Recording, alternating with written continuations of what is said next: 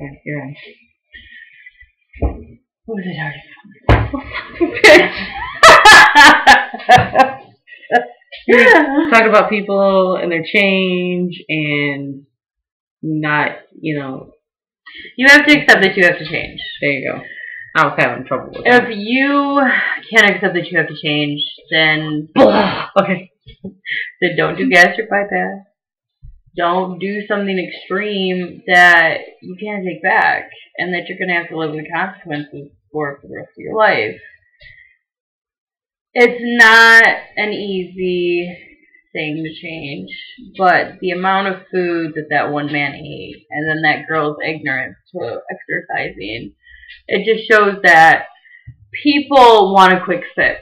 And so they do things to get the quick fix, which was the surgery. And that's not a quick fix. That's not the answer to your prayers. I promise you that. Gastric bypass patient right here. Not the answers to your prayers. Mm-hmm. I will say that I was, again, I think I brought this up before, but I was a little bit misled myself into believing certain things about gastric bypass. Like, I knew it wasn't a quick fix. Now that I wasn't ignorant about, but I kind of thought I would lose like 100 pounds just like that. I wasn't like expecting to still be treading water. And finally just now reaching one goal that I'd set since I had the surgery. I thought I'd be like so much further by now. And so it was really difficult to hear from the doctor the last time I went there about how gastric bypass patients only lose 3 to 5 pounds a week after the first 3 months. And that normal weight loss a week is 2 to 4 pounds. And I'm like, well, that's just normal weight loss. You know what I mean? Like, and they're like, no, because normal weight loss is actually 1 pound a week. 1 to 2 pounds a week is normal weight loss.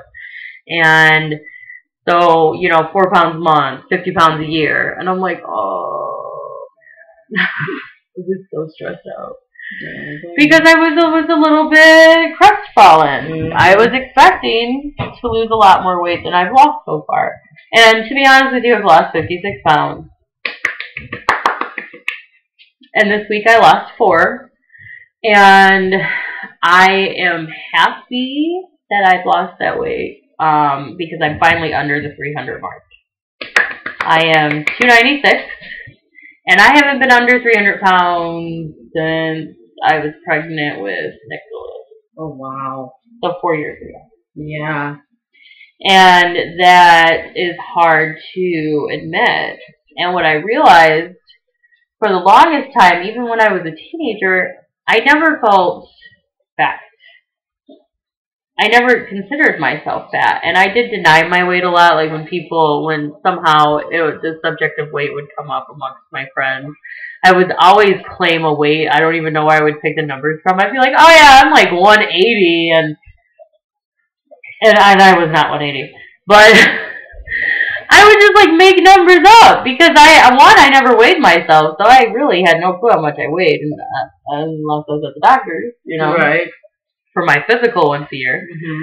So truly, I didn't even know how much I weighed.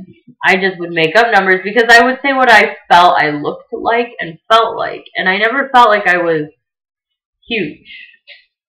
And really, it wasn't until I had my daughter that I started actually feeling my weight. And it really wasn't until after I had my second son that I started to feel fat. And then it really wasn't until I reached over the 330 mark and I was having to shop in old lady stores just to find clothes that fit. And then it became real difficult because my pant size went so high up that I had to go to a specialty store to get pants, which is the Avenue. It's not really a specialty store, but the Avenue only carries fat clothes. And, kudos to them because they're awesome. Yes. But that was really shameful for me to not be able to shop anywhere but the Avenue. Because I couldn't find clothes big enough to fit me. Or Fashion Bug. I couldn't go to Fashion Bug at that point, once I'd reached over the 330 mark. Because Fashion Bug's 28 jeans, which is the size I was in, 26, 28, they weren't big enough. But over at the Avenue, they were.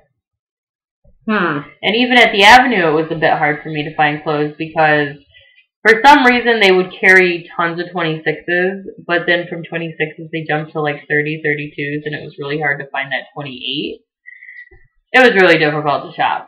Right. And so at that point, I finally had to admit to myself, you're fat. You know, come on. You need to do something. You can't barely even find clothes to wear. And on top of that, heifer clothes are fucking expensive, alright? Like, it's like they're punishing us for being fat. Oh, we have to make this fat clothes, so we're going to make you pay 2 times more than it costs for the other clothes. But yeah, even at Walmart, they have you got the regular sizes, small, medium, large, and then it goes if you have anything, an extra large, anything 2X and above, is $2 more.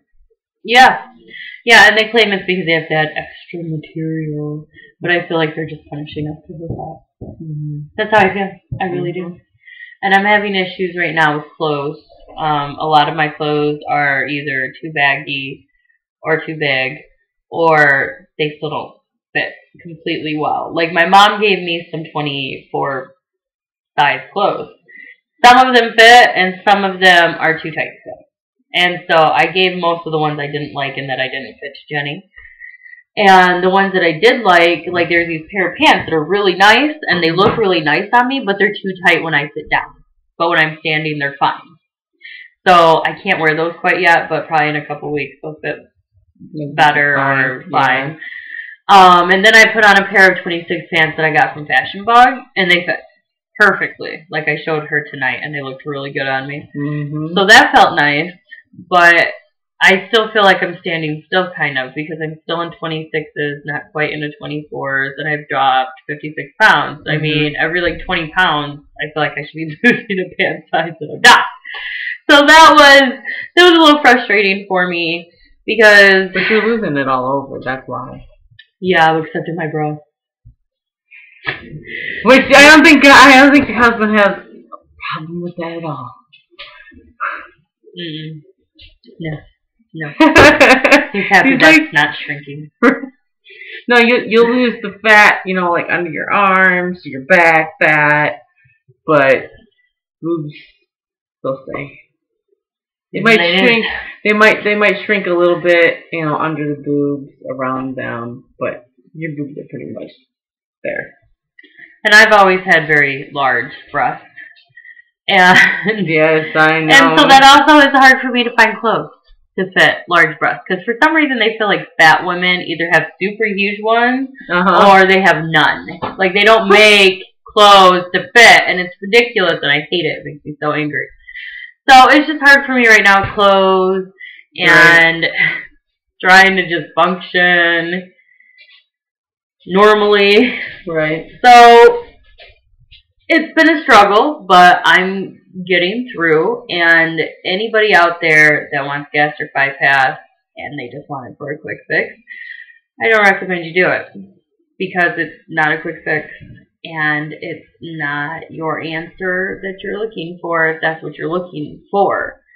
If you're getting gastric bypass because you want to take away that option from being able to overeat, and you need to basically completely recalibrate your brain with food, and gastric bypass is for you. That's why I got it. But don't be misled, because you're not going to lose 100 pounds like that, like I hope to lose.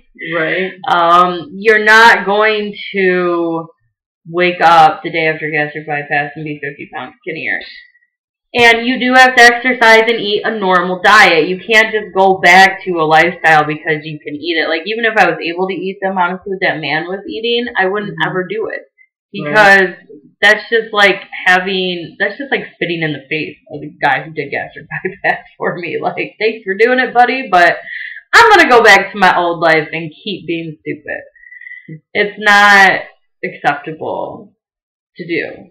So don't waste your time and your money on doing something that you're not going to follow through on. Especially gastric bypass, which is very, very dangerous to not follow through on. So in the next segment on 8, I'm going to just talk briefly about a tip and some marriage tips, and then we're going to talk about a universal topic. All right, we'll see you then.